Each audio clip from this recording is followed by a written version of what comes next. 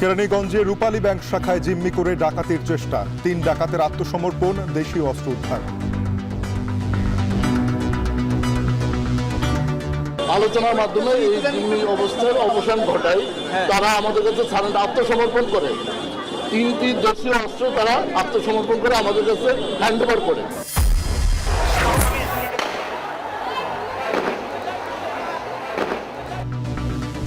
পিলখানা হত্যায় হাসিনা মঈন সহ ৫৮ জনের বিরুদ্ধে ট্রাইব্যুনালে অভিযোগ, পরিকল্পিত ষড়যন্ত্র দাবি স্বজনদের। এই সরকার যখন কিনা তদন্ত কমিশনটা করে নাই, তারপরে বোঝা গিয়েছে যে জনগণ কতটা তার মনে প্রাণে এই বিডিআর পিলখানা হত্যাকাণ্ডকে ধারণ করে। আর কোন ষড়যন্ত্রকারী আমাদের থামায় রাখতে পারবে না ইনশাআল্লাহ। জুলাই গণহত্যা ধামাচাপা দিতে শেখ হাসিনার নির্দেশে বন্ধ করা হয় ইন্টারনেট, জিজ্ঞাসাবাদে পলকের স্বীকারোক্তি। সরাসরি প্রধানমন্ত্রীর কাছ থেকে নির্দেশনা আসার পরে তথ্য প্রতিমন্ত্রী নির্দেশ দিয়ে ইমিডিয়েটলি ইন্টারনেট শাটডাউন করো। এবং নির্বাচনের সময়সীমা নিয়ে হতাশ বিএনপি, বললেন মির্জা ফখরুল। প্রধান উপদেষ্টা ও প্রেস সচিবের বক্তব্য পরস্পর বিরোধী। ডক্টর মোহাম্মদ ইউনূস নির্বাচনের সম্ভাব্য সময়সীমা 2025 সালের শেষ অথবা 2026 সালের প্রথম অংশ অনুষ্ঠানের কথা বলেন, যা একেবারেই অস্পষ্ট।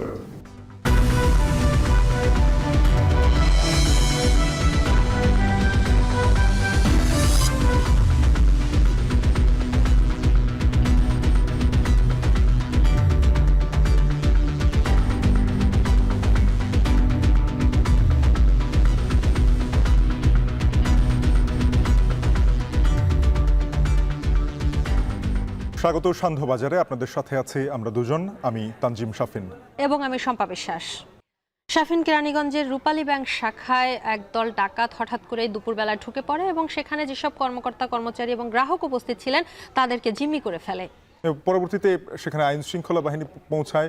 এর আগেই অবশ্য স্থানীয় জনতা যারা ছিলেন তারা সেখানে পৌঁছেছিল।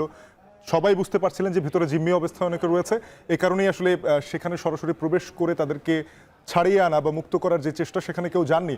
যৌথ বাহিনীর প্রচেষ্টায় অবশেষে সেই 3 ডাকাতকে দেশীয় অস্ত্রসহ ধরা গেছে, আটক করা গেছে। এ নিয়ে আমাদের হাতে প্রতিবেদন রয়েছে, দেখব। বৃহস্পতিবার বেলা 2টা হুট করেই কেরানীগঞ্জের রূপালী ব্যাংক শাখায় ডাকাতের হানা।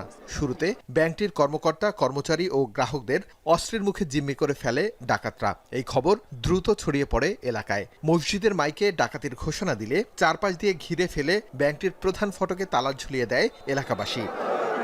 খবর পেয়ে প্রথমে পুলিশ, র্যাব সহ আইন শৃঙ্খলা রক্ষাকারী বাহিনী ঘটনাস্থলে যায়। বিকেল 4টার দিকে ঘটনাস্থলে আসেন সেনাবাহিনীর সদস্যরা।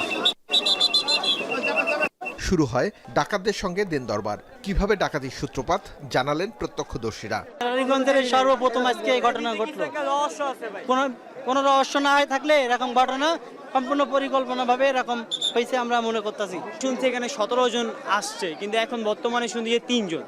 কিন্তু এই ব্যাপারটাকে রহস্যজনক, কারণ এখানে একটা আবাসিক এলাকার মধ্যে এভাবে কিভাবে ডাকাতিটা হয়।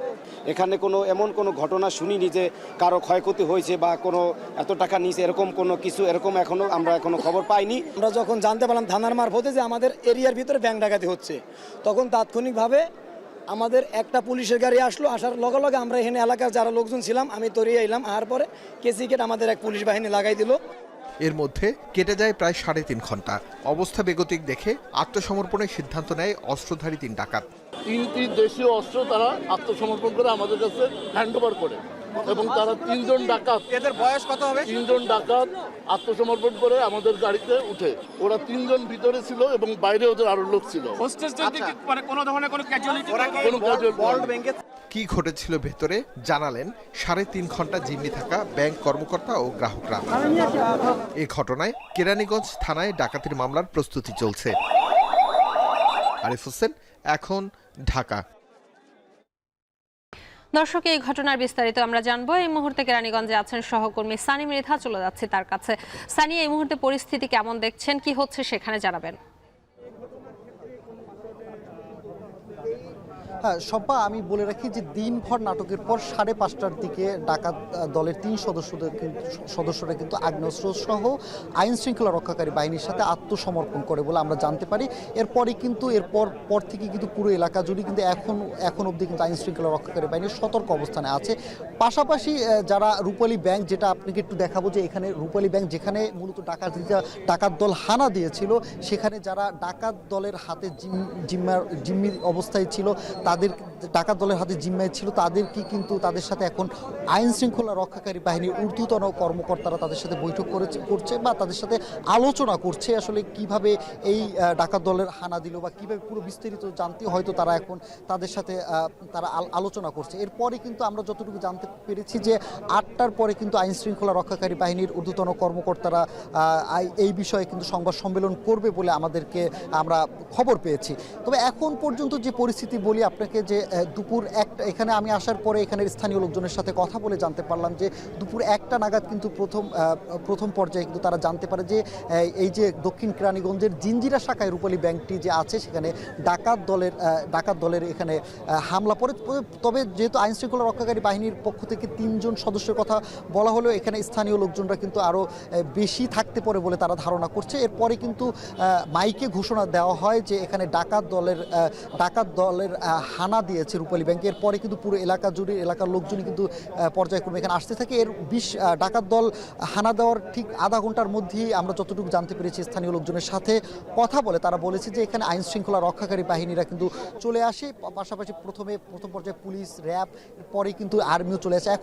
এখন অবধি কিন্তু তারা পুরো ব্যাংকটি বা পুরো এলাকাটাই কিন্তু তারা এখন পর্যন্ত ঘিরে রেখেছে।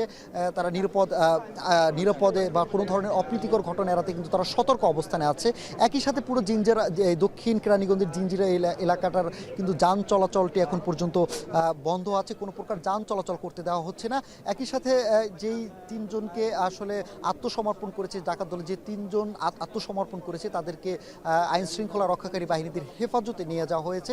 আসলে সেখানে হয়তো তাদের সাথে জিজ্ঞাসাবাদ করা হবে। একই সাথে যে এখানে যারা এই ব্যাংকের মধ্যে যারা কর্মকর্তারা ছিলেন, যখন ডাকাত হানা দিয়েছিল, যে গ্রাহকরা ছিলেন তাদের সাথেও কিন্তু আইন শৃঙ্খলা রক্ষাকারী বাহিনীর ঊর্ধ্বতন কর্মকর্তারা কথা বলছেন, তাদের বিষয় কি এই ঘটনা নিয়ে বিস্তারিত জানছেন বলে আমরা জানতে পেরেছি। তবে এই বিষয়ে কিন্তু পুরোপুরি তারা জানাবে আমাদেরকে একটি সংবাদ সম্মেলনের মাধ্যমে। তবে এখন পর্যন্ত আমরা আইন শৃঙ্খলা রক্ষাকারী বাহিনীর সাথে তাদেরকে জিজ্ঞেস করলেও কিন্তু তারা কিন্তু পুরোপুরি বিস্তারিত কিছু জানায়নি। তবে এই সম্পা এই ছিল কেরানীগঞ্জের দক্ষিণ কেরানীগঞ্জের রূপালী ব্যাংকের আসলে ব্যাংকের ডাকাত দলের হানা নিয়ে সবশেষ খবর আমার কাছে। কেরানীগঞ্জে রূপালী ব্যাংক শাখায় ডাকাতির চেষ্টা হচ্ছে সেই খবর জানাচ্ছিলেন সহকর্মী সানি মৃধা।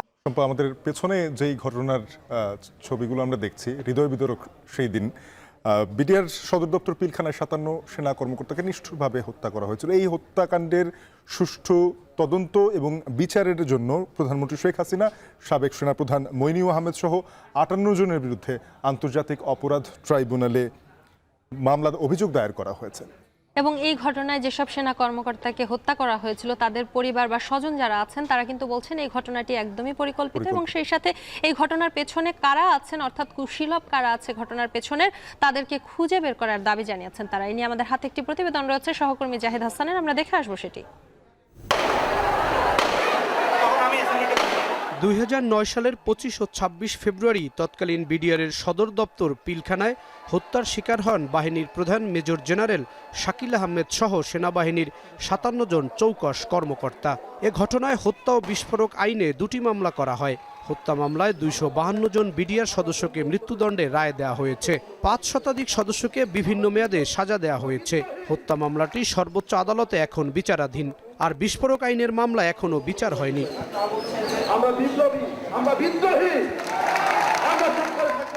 তবে এসব বিচারের পরও দীর্ঘদিন ধরে নিহত সেনা কর্মকর্তাদের পরিবার পিলখানা হত্যাকাণ্ডের সুষ্ঠু তদন্ত ও বিচারের দাবি জানিয়ে আসছে।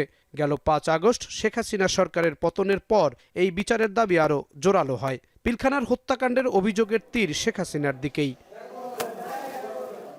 এমন পরিস্থিতিতে বৃহস্পতিবার ট্রাইব্যুনালের চিফ প্রসিকিউটরের কার্যালয়ে পিলখানা হত্যার তদন্ত বিচারের জন্য অভিযোগ জমা দিতে আসেন কয়েকজন নিহত সেনা কর্মকর্তার পরিবার। তাদের পক্ষের আইনজীবী শেখ হাসিনা ও সাবেক সেনাপ্রধান মইনুল আহমেদ সহ 58 জনকে আসামি করে একটি অভিযোগ দাখিল করেন। তৎকালীন অবৈধ প্রধানমন্ত্রী শেখ হাসিনা সহ তার দোসররা রাষ্ট্রীয় স্বাধীনতা সার্বভৌমত্বকে সংকটের মুখে ফেলার জন্য এবং তার স্বৈরশাসনকে দীর্ঘস্থায়ী করার জন্য দুটি বৃহৎ এবং শক্তিশালী নিরাপত্তা বাহিনীকে ধ্বংসের উদ্দেশ্যে এই গণহত্যা এবং মানবতা বিরোধী অপরাধটি সংগঠিত করেন।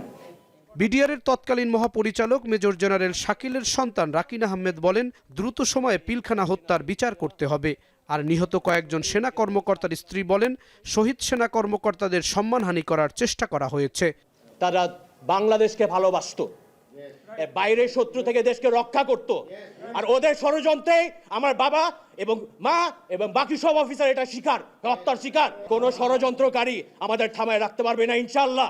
এই বিচারের যেন সত্যতা বের হয়ে আসে এবং জনসমক্ষে, আমরা আজও জানি না, আমাদের সন্তানরাও জানে না যে কি কারণে ওনাদেরকে হত্যা করা হয়েছে। এরপর আর আমাদেরকে এভাবে করে মিডিয়ায় ডেকে আমাদের অভিযোগগুলো বলতে হবে না আশা করি।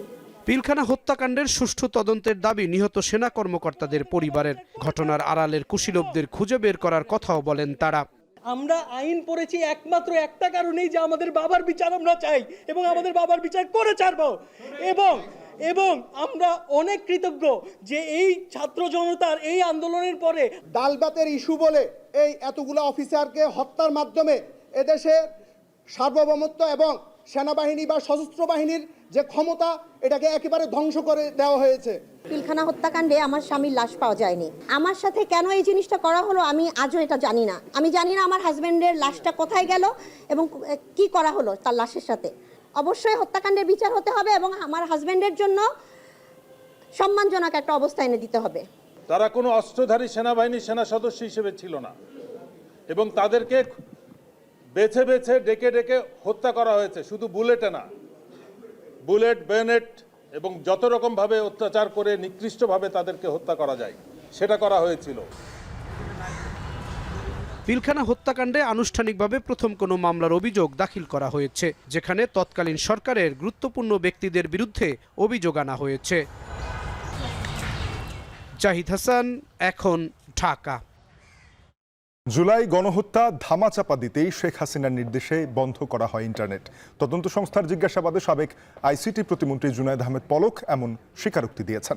আন্তর্জাতিক অপরাধ ট্রাইব্যুনালের প্রধান প্রসিকিউটর তাজুল ইসলাম এই কথা জানিয়েছেন। এছাড়াও সাক্ষীদের নিরাপত্তা নিশ্চিত করার কথা বলে রাষ্ট্রপক্ষ জানায়, বিচারে কেউ বাধা দিলে ছাড় দেওয়া হবে না। জাহিদ হাসানের আরেকটি প্রতিবেদন। জুলাইয়ের মাঝামাঝি বৈষম্য বিরোধী ছাত্র আন্দোলন তখন তুঙ্গে।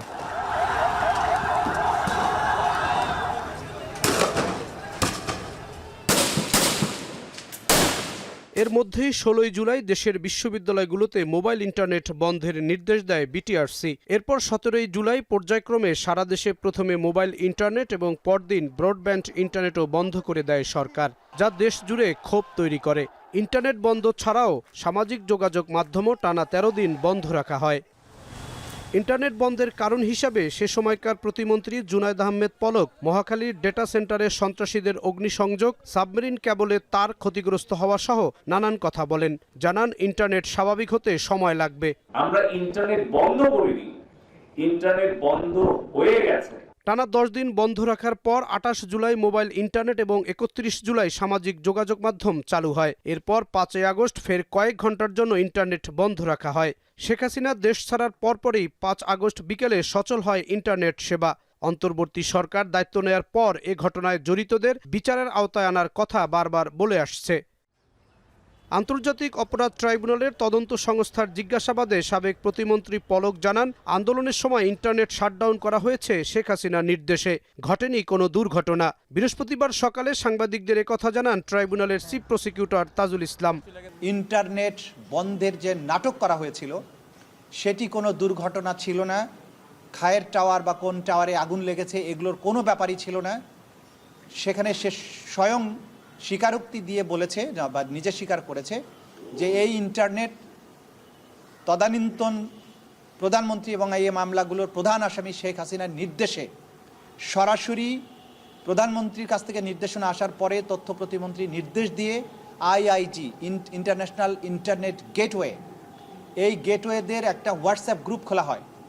সেই গ্রুপে সরাসরি নির্দেশ দেওয়া হয় ইমিডিয়েটলি ইন্টারনেট শাটডাউন করো, এবং তাদেরকে এটা এনশিওর করতে বলা হয় যে করার পরে আবার জানাও যে ইট ইজ ডান। এই তথ্যগুলো আমরা বিভিন্ন সোর্স থেকে পেয়েছি, সেগুলো যাচাই বাছাইয়ের জন্য সেই সংশ্লিষ্ট আসামিকে আমরা জিজ্ঞাসাবাদ করেছি, তিনি এটা সত্যায়ন করেছেন। এদিকে এদিন সকালে ট্রাইব্যুনালে হাজির করা হয় সাবেক আইজিপি চৌধুরী আব্দুল্লাহ মামুন, সাবেক সেনা কর্মকর্তা জিয়াউল আহসান সহ আইনশৃঙ্খলা বাহিনীর ঊর্ধ্বতন ৮ কর্মকর্তাকে। শুনানি শেষে চৌধুরী মামুন সহ ৩ জনকে একদিনের জন্য জিজ্ঞাসাবাদের অনুমতি দেন ট্রাইব্যুনাল। পাশাপাশি তাদের বিরুদ্ধে অভিযোগের তদন্তের অগ্রগতি প্রতিবেদন 2 মাসের মধ্যে দেওয়ার নির্দেশ দেন। 3 জনের ব্যক্তি, 3 জন আসামি আব্দুল মামুন, শহীদুল ইসলাম এবং আব্দুল্লাহ আল কাফি, এদেরকে আমরা তদন্ত সংস্থার কাছে জিজ্ঞাসাবাদের জন্য আমরা সময় চেয়েছি। আগামী 26, 29 এবং 30 এই 3 দিন আলাদা আলাদাভাবে প্রত্যেককে জিজ্ঞাসাবাদ করা হবে।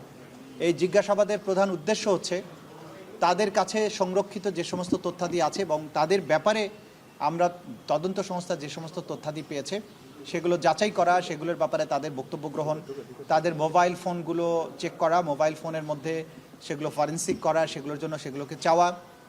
এই বিষয়গুলোর মাধ্যমে আমরা তদন্তে প্রাপ্ত তথ্যাদি ক্রস চেক করা এবং তাদের বক্তব্যটা জানা, এগুলো আমাদের জন্য জরুরি। সেই কারণে আমরা তাদের জিজ্ঞাসাবাদ করব। ট্রাইব্যুনালের মামলার সাক্ষীদের টার্গেট করে খুন করার অভিযোগ করেছেন চিফ প্রসিকিউটর। বিচারে কেউ বাধা দিলে কাউকে ছাড় দেওয়া হবে না বলেও হুঁশিয়ারি দেন রাষ্ট্রপক্ষ। হাজির করা হয়েছিল। জাহিদ হাসান, এখন, ঢাকা। প্রধান উপদেষ্টার ঘোষিত নির্বাচনের সময়সীমা নিয়ে হতাশ হয়েছে, যৌক্তিক মনে হয়নি বলে মন্তব্য করেছেন বিএনপির মহাসচিব মির্জা ফখরুল ইসলাম আলমগীর। বৃহস্পতিবার সকালে দলের চেয়ারপারসনের রাজনৈতিক কার্যালয়ে এক সংবাদ সম্মেলনে দিয়ে মন্তব্য করেন। মোহাম্মদ ইউনূস নির্বাচনের সম্ভাব্য সময়সীমা 2025 সালের শেষ অথবা 2026 সালের প্রথম অংশ অনুষ্ঠানের কথা বলেন, যা একেবারেই অস্পষ্ট এবং নির্দিষ্ট সময়ের কোনো উল্লেখ নেই। অথচ তার প্রেস সচিব বলেন 2026 সালের জুন মাসের মধ্যে নির্বাচন অনুষ্ঠিত হবে, যা পরস্পর বিরোধী। সভা মনে করে এই ধরনের পরস্পর বিরোধী বক্তব্য আরও বিভ্রান্তি সৃষ্টি করবে। আদালত স্বীকৃতি দিয়েছেন যে নির্বাচিত পরবর্তী সংসদটি সংবিধান সংশোধনের একমাত্র উপযুক্ত ফোরাম। আমরা এই রায়কে স্বাগত জানাই, অ্যাপ্রিসিয়েট করি। এদিকে নির্বাচনের পর ফ্যাসিবাদ বিরোধী রাজনৈতিক দলগুলো নিয়ে বিএনপি জাতীয় সরকার গঠনের ঘোষণা দিলেও স্বৈরাচার বিরোধী আন্দোলনে থাকা দলগুলো এ নিয়ে আগ্রহ কম দেখাচ্ছে। এদের মধ্যে জামায়াতের আগ্রহ নির্বাচন পূর্ব ঐক্যমতের সরকার গঠনে, আর যে কোনো সরকারই স্বেচ্ছাচারী হয়ে উঠতে পারে এমন আশঙ্কায় জাতীয় সরকারে না যাওয়ার মত অধিকাংশ ছোট ছোট দলের। জাওয়াদ মাহমুদের প্রতিবেদন। শুধুমাত্র ধারণা নয়, দিন, তারিখ, মাস, ক্ষণ সহ সুনির্দিষ্ট একটি রোডম্যাপ তিনি আমাদের সামনে, জাতির সামনে প্রকাশ করবেন। যে আওয়ামী লীগের এবং ফ্যাসিবাদী যারা দোষর রয়েছে তাদের বিচারের আগে বাংলাদেশে কোনো ইলেকশন হবে না। একটা রোডম্যাপ দিবেন যে কিভাবে তিনি অতি দ্রুত একটা নির্বাচনের ব্যবস্থা করবেন। রাজনৈতিক দলগুলোর মধ্য থেকে দাবি উঠেছে যে নির্বাচনের রোডম্যাপ দিতে হবে। আমরা বলছি একটা রোডম্যাপে হবে না, দুটা রোডম্যাপ দিতে হবে। জুলাই গণঅভ্যুত্থানের আগে থেকেই বিএনপি, জামায়াত সহ ফ্যাসিবাদ বিরোধী রাজনৈতিক দলগুলো সরব ছিল তত্ত্বাবধায়ক সরকার পুনর্বহাল, ভোটাধিকার ফিরিয়ে আনা ও শেখ হাসিনা সরকারের পদত্যাগের দাবিতে। গণঅভ্যুত্থানে ফ্যাসিস্ট সরকার পতন ও অন্তর্বর্তী সরকার গঠনের পর রাজনীতির মাঠে নির্বাচন, রাষ্ট্র সংস্কারের ইস্যুগুলোতে বিভিন্ন দলের নেতাদের বক্তব্য ধরা পড়ে ভিন্ন ভিন্ন অবস্থান ও পরস্পর বিরোধী সুর। রাজনীতির মাঠে পরিস্থিতি যখন এমন, এর মধ্যেই 54তম বিজয় দিবসে জাতির উদ্দেশ্যে ভাষণে নির্বাচনের সম্ভাব্য সময় ঘোষণা করেন অন্তর্বর্তী সরকারের প্রধান উপদেষ্টা ডক্টর মোহাম্মদ ইউনূস। 2025 সালের শেষের দিকে নির্বাচন অনুষ্ঠান হয়তো সম্ভব হবে। এমন প্রেক্ষাপটে রাজনীতির ময়দানে চর্চা আগামী সংসদে কি ধরনের সরকার গঠন হবে তা নিয়ে। সেই মুহূর্তে আবারও আলোচনায় বিএনপির প্রস্তাবিত জাতীয় সরকার। বর্ষিয়ান রাজনীতিবিদ ও বিএনপির নীতি নির্ধারকের কাছে প্রশ্ন ছিল, কেমন জাতীয় সরকার গঠন করবে তার দল। জাতীয় সরকারের কথা বলেছি, এইটাও এ কাইন্ড অফ কোয়ালিশন সরকার হবে।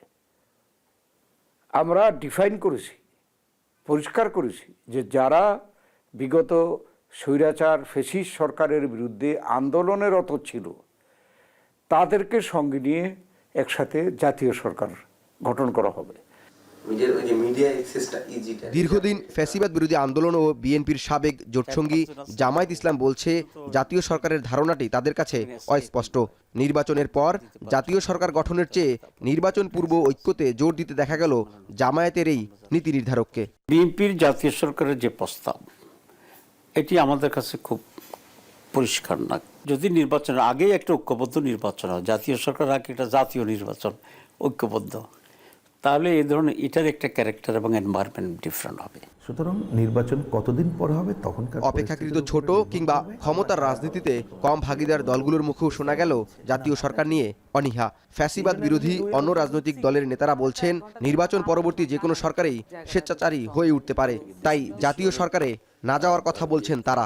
একবার ক্ষমতায় গেলে অনেক সময় দেখা যায় স্বেচ্ছাচারিতা আসতে পারে, কিন্তু পরিবেশ থেকেই যদি এই সংস্কারটা হতে পারে, সমন্বয়টা হতে পারে, জাতীয় সরকারের রূপ যদি আমরা দিতে পারি, তাহলে পরবর্তীতে আর এই সমস্যাটা থাকে না। জাতীয় সরকার খুবই একটা জটিল প্রক্রিয়া এবং অভ্যুত্থানের এত মাস পরে এই সময়ে এসে জাতীয় সরকার কিভাবে হতে পারে সেটার ব্যাপারে আসলে সকলকেই আবারও ঐক্যমত্যের ব্যাপার আছে। বিএনপির নেতৃত্বে যদি কোনো জাতীয় সরকারের কথা বলে, ওই বিএনপির যে মূল তার যে আদর্শ বা তার যে দাবিনামা বাস্তবায়নের জন্য ওই জায়গায় কমিউনিস্ট পার্টি থাকবে না। জনগণের কোঅপারেশন লাগবে, তবে জাতীয় সরকার নিয়ে রাজনৈতিক দলগুলোর পরস্পর বিরোধী অবস্থান যখন স্পষ্ট, তখন এই রাজনৈতিক বিশ্লেষকের পরামর্শ দলগুলোর ঐক্যমত্যের ভিত্তিতে সরকার গঠন। পাশাপাশি বিএনপিকে জাতীয় সরকার নিয়ে রাজনৈতিক দলগুলোর সাথে খোলামেলা আলোচনা করার কথাও বলেন তিনি। ইলেকশনের আগে অ্যালায়েন্সে না যায় তো তারা পলিটিক্যাল যারা বিএনপি সঙ্গে জাতীয় সরকার মনে করে তারা গঠিত করতে পারে, তারা আগে থেকে আলোচনা করুক। তারা কনসেপ্টটা দিয়েছে, কিন্তু কেমন করে ফর্ম করবে, কি ফর্মুলা, সেগুলো নিয়ে তারা আলাপ করতে পারে। আপনি যদি এতগুলি সিট পান তাহলে আপনাকে এই দিব, এরকম একটা এগ্রিমেন্ট করতে পারে। আওয়ামী লীগের স্বৈরশাসনের অবসানের পর ভোট নিয়ে আগ্রহ তৈরি হচ্ছে গণমানুষে। রাজনৈতিক দলগুলো বলছে যে প্রক্রিয়াতেই সরকার গঠন হোক, রাজনীতিতে মানুষের আস্থা ফিরিয়ে এনে ভোটমুখী করাই তাদের প্রধান কাজ। জাওয়াদ মাহমুদ, এখন, ঢাকা। গেল ২৪ ঘন্টায় সারা দেশে ডেঙ্গু আক্রান্ত হয়ে মারা গেছেন একজন। নতুন করে আক্রান্ত হয়ে ২৩৬ জন হাসপাতালে ভর্তি। সবশেষ স্বাস্থ্য অধিদপ্তরের তথ্য মতে বৃহস্পতিবার সন্ধ্যা পর্যন্ত ডেঙ্গু আক্রান্ত হয়ে নতুন করে হাসপাতালে ভর্তি হয়েছেন ২৩৬ জন। এ নিয়ে চলতি বছর হাসপাতালে ভর্তি রোগীর সংখ্যা বেড়ে দাঁড়িয়েছে ৯৯,৮০৫ জন। গেল ১ জানুয়ারি থেকে এ পর্যন্ত মারা গেছেন ৫৫৭ জন রোগী।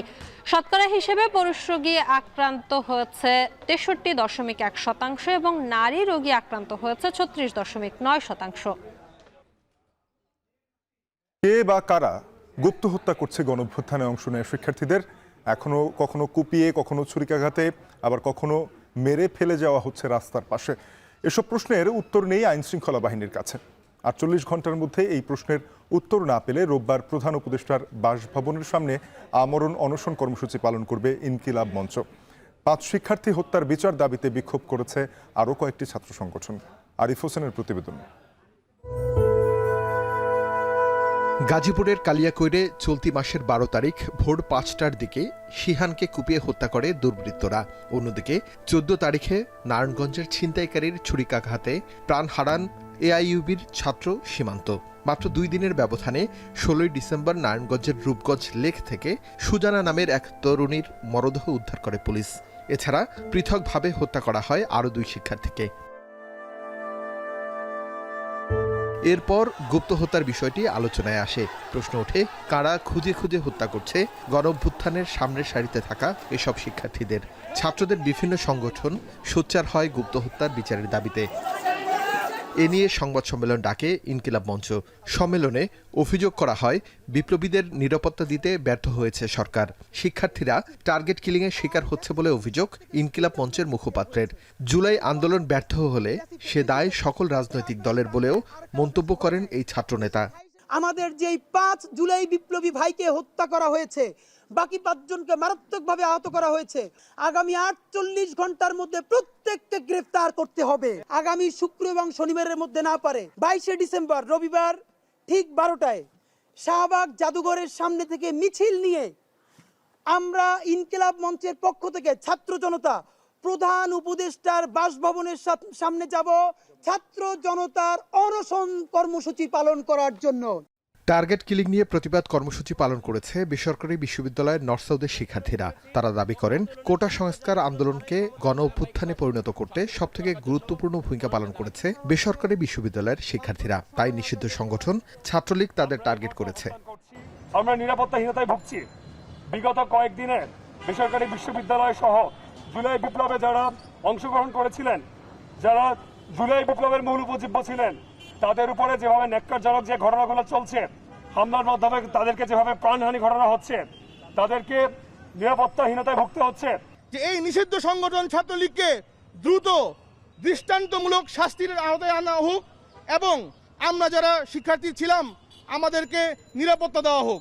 দ্রুত ভিত্তিতে এই সারা দেশে সকল ছাত্রদের, শুধু তাই নয়, এই জুলাই গণঅভ্যুত্থানের যত স্টেক হোল্ডার আছে প্রত্যেকের নিরাপত্তার ব্যবস্থা করেন। এদিকে এই ধরনের গুপ্ত হত্যার প্রতিবাদ জানিয়েছে সাধারণ শিক্ষার্থীরা। গণ অভ্যুত্থানে বেসরকারি বিশ্ববিদ্যালয়ের শিক্ষার্থীদের বেশি অবদান ছিল, তাই আওয়ামী লীগ ও এর অঙ্গ সংগঠনের নেতারা পরিকল্পিতভাবে এই হত্যাকাণ্ড ঘটাচ্ছে বলে দাবি তাদের। বেসরকারি বিশ্ববিদ্যালয়ের ছাত্ররা মারা যাচ্ছেন, এটা আসলে কোনো দিক থেকে ভালো লাগে না। কিন্তু অন্যদিকে আমরা দেখছি যে এই সময় এরকম টাইমে সন্ত্রাসী সংগঠন, নিষিদ্ধ সন্ত্রাসী সংগঠন ছাত্রলীগের লোকজনেরা বিভিন্ন রকম প্রেস রিলিজ দিচ্ছে। গতকাল রাতেও প্রেস রিলিজ দেওয়া হয়েছে এবং আমরা ভিডিও দেখেছি যেখানে হচ্ছে জুম মিটিংয়ে বলতেছে যে এরকম মানুষজনদেরকে হত্যা করলে আসল মুক্তিযোদ্ধা হতে পারবে। বাংলাদেশ ছাত্রলীগ কিন্তু সরাসরিভাবে তাদের একটা ভিডিও ভাইরাল হয়েছে, সরাসরিভাবে বেসরকারি বিশ্ববিদ্যালয়ের ছাত্রদেরকে হত্যার যেই নীল নকশা তারা বাস্তবায়ন করতে চায়, ওই নীল নকশার অংশ হিসেবে আমরা মনে করি যে আমাদের বেসরকারি বিশ্ববিদ্যালয়ের উপরে অতর্কিত হামলা, গুপ্ত হত্যার মতো এই কাজগুলো করা হচ্ছে।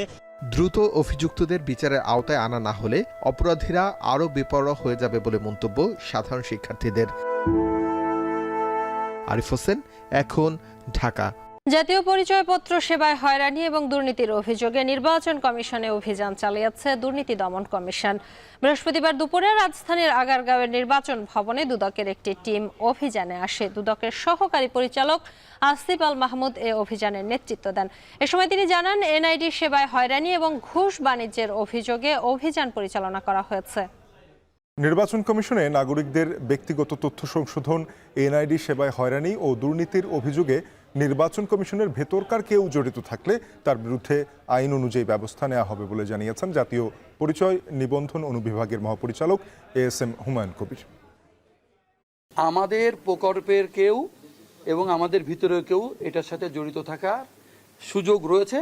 আমরা ওইটা এখন খুঁজে বের করছি। যারা জড়িত তাদেরকে আপনার আইডেন্টিফাই করে তাদের বিরুদ্ধে আমাদের সরকারি নিয়ম অনুযায়ী এবং রাষ্ট্রীয় যে সমস্ত আইন কানুন আছে সেই অনুযায়ী যা যা করার আমরা তা করব।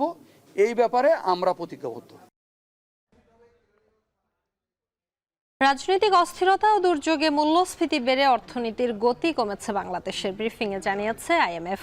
তবে আগামী বছরের শেষে প্রবৃদ্ধির পূর্বাভাস দিয়েছে সংস্থাটি। তৃতীয় রিভিউ মিশনের সংবাদ সম্মেলনে এসব কথা জানিয়েছেন আইএমএফ-এর মিশন প্রধান Chris পাপাজর্জিও। We see is because of the disruptions of the months of July and August, and also flooding, unprecedented flooding that we've seen in the country, in the northeast regions of the country. We are a macro institution. We have something we call the macro framework, where we assess the needs and we call this the financing gap. Once there is a financing gap, then we talk to other international financial institutions like the World Bank, ADB, and even bilateral partners. জাতীয় জাদুঘরকে ঢেলে সাজানোর পরিকল্পনা নেওয়া হয়েছে। লক্ষ্য আন্তর্জাতিক মানের জাদুঘর রূপান্তর করা, যেখানে স্থান পাবে ফ্যাসিবাদ হটানোর রক্তমাখা স্মৃতিও। সচিবালয়ে এক ব্রিফিংয়ে এসব তথ্য জানিয়েছেন সংস্কৃতি বিষয়ক উপদেষ্টা মোস্তফা সরোয়ার ফারুকী। আমাদের পরিচয়ের একটা অংশকে মোছার চেষ্টা করা হচ্ছে নানাভাবে। আমি মনে করি আমাদের ন্যাশনাল মিউজিয়াম এবং আর্কাইভেও জুলাইয়ের অনেকগুলো জিনিস থাকা উচিত। যেমন আনাস যে চলে গেল চিঠিটা লিখে, আনাসের চিঠি তো আর্কাইভ এবং জাদুঘর দুজনেই বলতে পারে এটা আমাদের এখানে থাকতে পারে। There can be a July corner. দেশের বাইরের প্রসঙ্গ, বিনা শর্তে ইউক্রেনের সাথে শান্তি আলোচনায় বসতে সম্মত রাশিয়া, তবে 2022 সালে ইস্তাম্বুল আলোচনার ভিত্তিতে হতে হবে শান্তি প্রক্রিয়া। জাতির উদ্দেশ্যে দেয়া বার্ষিক ভাষণে বৃহস্পতিবার এই ঘোষণা দেন রুশ প্রেসিডেন্ট ভ্লাদিমির পুতিন। দাবি করেন যুদ্ধে রাশিয়ার জয় আসন্ন। 3.5 ঘন্টার ম্যারাথন ভাষণে সিরিয়া ইস্যুতেও কথা বলেন তিনি। বলেন, বাশার আল আসাদের সরকারের পতনের সঙ্গে রাশিয়ার পরাজয়ের কোনো সম্পর্ক নেই, তবে মস্কোতে আশ্রিত আসাদের সঙ্গে নিশ্চিতভাবেই সাক্ষাৎ করবেন বলে জানান রুশ প্রেসিডেন্ট। ভাষণ সামনে রেখে পুতিনের কাছে প্রশ্ন জমা পড়েছে 24 লাখের বেশি। মিশরের কাছে D8 এর চেয়ারম্যানশিপ হস্তান্তর করেছে বাংলাদেশ। সামিটে বক্তব্য দিয়েছেন বাংলাদেশের প্রধান উপদেষ্টা ডক্টর মোহাম্মদ ইউনূস। লেবানন ও গাজায় ইসরায়েলি আগ্রাসনের বিরুদ্ধে মিশরকে কড়া পদক্ষেপ নেওয়ার হুঁশিয়ারি আহ্বান জানিয়েছেন তিনি। D8 সামিটের বিষয়ে মিশরের রাষ্ট্রপতির বাসভবন থেকে বিস্তারিত জানিয়েছেন বেলায়েত হোসাইন। সম্পন্ন হয়েছে 11তম D8 সামিট। এই সামিটকে 3টি সেশনে 3টি ভাগে ভাগ করা হয়েছে। 16 এবং 17 ডিসেম্বর কমিশন সভা অনুষ্ঠিত হয়েছে। সেই কমিশন সভায় কি এজেন্ডা এই সামিটে আলোচনা হবে সেই এজেন্ডাগুলো ঠিক করা হয়েছে। এরপর সদস্য দেশগুলোর মধ্যে মন্ত্রী পর্যায়ের বৈঠক অনুষ্ঠিত হয়েছে। সেই বৈঠকে এই এজেন্ডাগুলোর নীতিগত অনুমোদন দেওয়া হয়েছে এবং সেই নীতিগত অনুমোদন নিয়ে কিন্তু আজকের সামিট অনুষ্ঠিত হয়েছে। যেই সামিটে বাংলাদেশের প্রধান উপদেষ্টা সহ 8টি দেশের সরকার প্রধান উপস্থিত ছিলেন। তারা বক্তব্য দিয়েছেন। একটি দেশের সঙ্গে আরেকটি দেশের আন্তঃবাণিজ্যিক যোগাযোগ, অর্থনৈতিক সম্পর্ক কীভাবে আরও ত্বরান্বিত করা যায় এই বিষয়গুলো নিয়ে তারা কথা বলেছেন। বিশেষ করে যুব সমাজকে কীভাবে অর্থনীতিতে একটি লাভজনক জায়গায় নিয়ে যাওয়া যায়, তাদেরকে কাজে লাগিয়ে প্রত্যেকটি দেশের অর্থনীতিকে কীভাবে এগিয়ে নিয়ে যাওয়া যায় এ বিষয়ে তারা কথা বলেছেন। পাশাপাশি ক্ষুদ্র এবং মাঝারি ব্যবসা নিয়ে এখানে গুরুত্বের সঙ্গে আলোচনা হয়েছে। তবে যে বিষয়টি সবচেয়ে গুরুত্ব পেয়েছে এই সেশনে, এই সামিটে, বলে রাখতে চাই যে এই সামিটকে যে চূড়ান্ত সামিটের যে পর্বটি ছিল সেই পর্বে কিন্তু দুটি অংশে ভাগ করা হয়েছে। একটি পর্ব যুব সমাজ এবং এসএমই নিয়ে কথা হয়েছে, আর একটি পর্বে পুরোটাই কথা হয়েছে ফিলিস্তিনে যে ইসরায়েলি আগ্রাসন, গণহত্যা চলছে সেটি নিয়ে কথা হয়েছে। বিশেষ করে লেবানন এবং গাজায় যে ইসরায়েলি গণহত্যা সে বিষয়ে কথা বলেছেন। সেই বিষয়ে প্রত্যেক সরকার প্রধান উদ্বেগ জানিয়েছেন। ইসরায়েলি আগ্রাসনের বিরুদ্ধে তারা আওয়াজ তুলেছেন। বাংলাদেশের সরকার প্রধান তিনি বলেছেন মিশর জানানোর D8 সামিটের পক্ষ থেকে, D8-এর পক্ষ থেকে উদ্বেগ নিয়ে ইসরায়েলের বিরুদ্ধে আন্তর্জাতিক মহলে চাপ তৈরি করে এবং তিনি যাতে ইসরায়েলি আগ্রাসনের বিরুদ্ধে আরও কার্যকর উদ্যোগ গ্রহণ করে, আন্তর্জাতিক মহলে যেন ইসরায়েলের এই যে আগ্রাসন, ইসরায়েলের এই যে গণহত্যা, এই গণহত্যার বিরুদ্ধে যেন তিনি সামিটের পক্ষ থেকে তিনি কার্যকর পদক্ষেপ নেয়। একই সঙ্গে এখানে যদি বলি যে এখানে ফিলিস্তিনকে জাতিসংঘে সদস্যভুক্ত করার জন্য কিন্তু তারা প্রস্তাব করেছেন। তো সব মিলিয়ে এই ছিল D8 সামিটের আমার কাছে সবশেষ খবর। এই সাথে শেষ করছি সান্ধ্যবাজার, তবে যাবার আগে শিরোনামগুলো জানিয়ে দিব আরো একবার।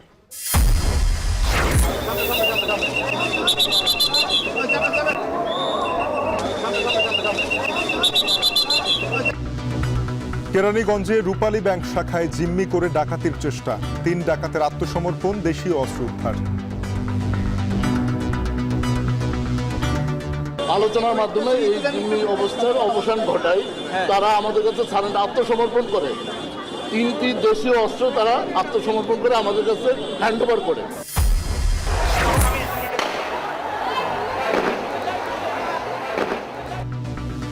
পিলখানা হত্যায় হাসিনা মঈন সহ 58 জনের বিরুদ্ধে ট্রাইব্যুনালে অভিযোগ, পরিকল্পিত ষড়যন্ত্র দাবি স্বজনদের। এই সরকার যখন কিনা তদন্ত কমিশনটা করে নাই, তারপরে বোঝা গিয়েছে যে জনগণ কতটা তার মনে প্রাণে এই বিডিআর পিলখানা হত্যাকাণ্ডকে ধারণ করে। আর কোন ষড়যন্ত্রকারী আমাদের থামায় রাখতে পারবে না ইনশাআল্লাহ। জুলাই গণহত্যা ধামাচাপা দিতে শেখ হাসিনার নির্দেশে বন্ধ করা হয় ইন্টারনেট, জিজ্ঞাসাবাদে পলকের স্বীকারোক্তি। সরাসরি প্রধানমন্ত্রীর কাছ থেকে নির্দেশনা আসার পরে তথ্য প্রতিমন্ত্রী নির্দেশ দিয়ে ইমিডিয়েটলি ইন্টারনেট শাটডাউন করো। এবং নির্বাচনের সময়সীমা নিয়ে হতাশ বিএনপি, বললেন মির্জা ফখরুল। প্রধান উপদেষ্টা এবং প্রেস সচিবের বক্তব্য পরস্পর বিরোধী। ডক্টর মোহাম্মদ ইউনূস নির্বাচনের সম্ভাব্য সময়সীমা 2025 সালের শেষ অথবা 2026 সালের প্রথম অংশ অনুষ্ঠানের কথা বলেন, যা একেবারেই অস্পষ্ট। এই ছিল সান্ধ্যবাজারে। এখন টেলিভিশনের ওয়েবসাইট দেখতে ভিজিট করুন www.এখন.tv। এছাড়া এখন টেলিভিশন ফেসবুকে দেখতে ভিজিট করুন facebook.com/tv.এখন এবং ইউটিউবে এখন টেলিভিশন দেখতে ভিজিট করুন youtube.com/c/echontv।